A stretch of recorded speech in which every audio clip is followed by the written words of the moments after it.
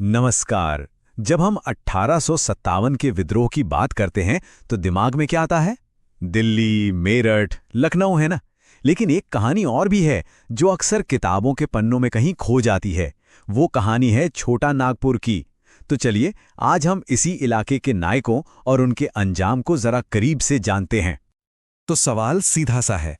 जब पूरा देश 1857 की क्रांति में सुलग रहा था, तब छोटा नागपुर के घने जंगलों और पहाड़ियों में आखिर चल क्या रहा था? वहां का माहौल कैसा था? आइए इसी सवाल का जवाब ढूंढते हैं। कहते हैं ना, हर बड़े तूफान की शुरुआत एक हल्की सी हवा से होती है। छोटा नागपुर में भी कुछ ऐसा ही हुआ। तो चलिए, कहानी की शुरुआत वहीं से करते हैं, उस पहली चिंगारी से जिसने पूरे इलाके में आग लगा दी। तारीख याद रखिएगा, 12 जून 1857। जगह थी रोहिणी गांव।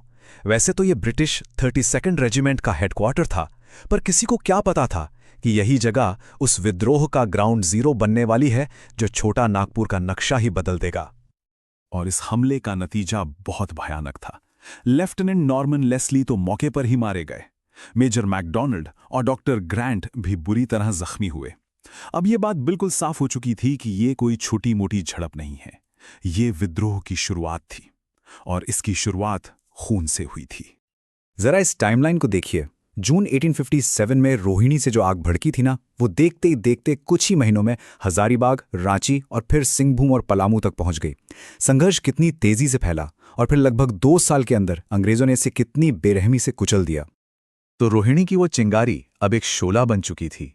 विद्रोह अब अपने एपिसेंटर यानी हजारीबाग और रांची पहुंच रहा था, और यहां इस संघर्ष ने एक ऑर्गेनाइज्ड शक्ल लेनी शुरू कर दी थी।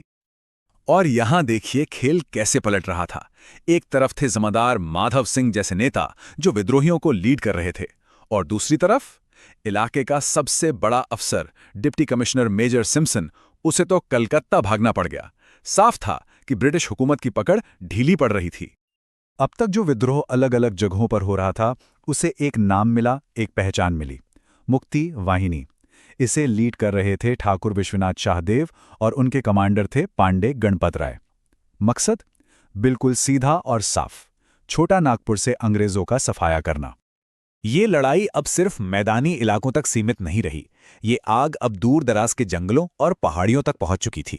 तो चलिए अब चलते हैं सिंहभूम और पलामू की तरफ, जहां इस लड़ाई का एक बिल्कुल अलग लोकल रंग देखने को मिला। सिंहभूम में तो ये लड़ाई एक तरह से दो लोगों के बीच की जंग बन गई। एक तरफ थे पोराहाट के राजा अर्जुन सिंह, जिन्होंने ऐलान कर दिया कि अब से वही सिंहभूम के राजा हैं, और दूसरी तरफ था ब्रिटिश अफसर आर.सी. बर्च, जिसने फौरन अर्जुन सिंह को बागी घोषित किया और उनकी गिरफ्तारी पर इनाम भी रख दिया। लेकिन मामला सिर्फ अंग्रेजों और बागियों का नहीं था। अब तो जमीन भी बंट चुकी थी। लोकल राजा महाराजाओं को साइड चुननी पड़ रही थी। देखिए, दीवान जग्गू ने तो विद्रोहियों की मदद की, लेकिन सरायकेला और खरसावां के राजा अंग्रेजों के साथ जा मिले। ये एक तरह का सिविल वॉर यानी गृह युद्ध बन चुका था। इसी दौरान पलामू में बगावत की मशाल थामी 2 भाइयों ने, नीलांबर और पीतांबर। ये भोगाता समुदाय के थे और इन्होंने अपने लोगों को इकट्ठा करके ब्रिटिश राज को खुली चुनौती दे दी। लेकिन हर कहानी का एक अंत होता है, हर विद्रोह का भी।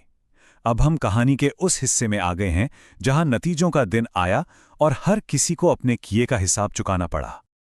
जब विद्रोह को कुचला गया तो हिसाब का दिन आया, और विद्रोहियों के लिए अंग्रेजों की जीत का मतलब था अपनी जान की कीमत चुकाना।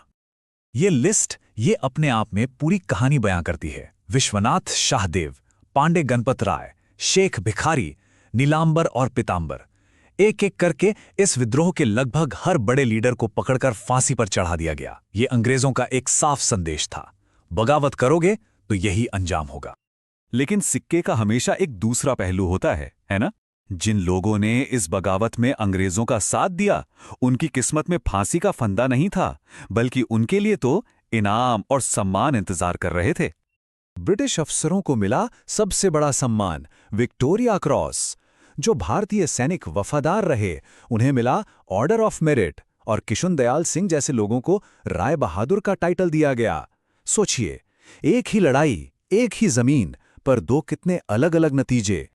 तो फिर इन सब घटनाओं के बाद पीछे क्या रह गया? इतिहास इस पूरे विद्रोह को, इसकी विरासत को कैसे याद रखता है? लेकिन कहानी इतनी सीधी भी नहीं थी। हर लीडर फांसी पर नहीं चढ़ा। पोराहाट के राजा अर्जुन सिंह, उन्होंने आखिर में सरेंडर कर दिया। उनका अंजाम बाकी बागियों से अलग था, जो दिखाता है कि उस वक्त के हालात कितने कॉम्प्लेक्स थे। और ये वफादारी का खेल तो और भी ज्यादा उलझा हुआ था। पंचेत के राजा नीलमणि सिंह का केस देखिए।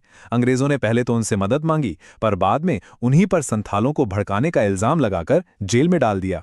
मतलब उस दौर में कौन दोस्त है और कौन दुश्मन, इसकी लकीरें बहुत धुंधली थीं।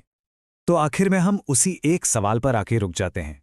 जब एक के लिए जो हीरो है वो दूसरे के लिए विलन, तो फिर इतिहास की कहानी लिखता कौन है? जब बागियों को फांसी मिलती है और साथ देने वालों को सम्मान, तो हम सच किसे माने? शायद इसका जवाब इस बात में छिपा है कि कहानी सुना कौन रहा है और किसके नजरिए से।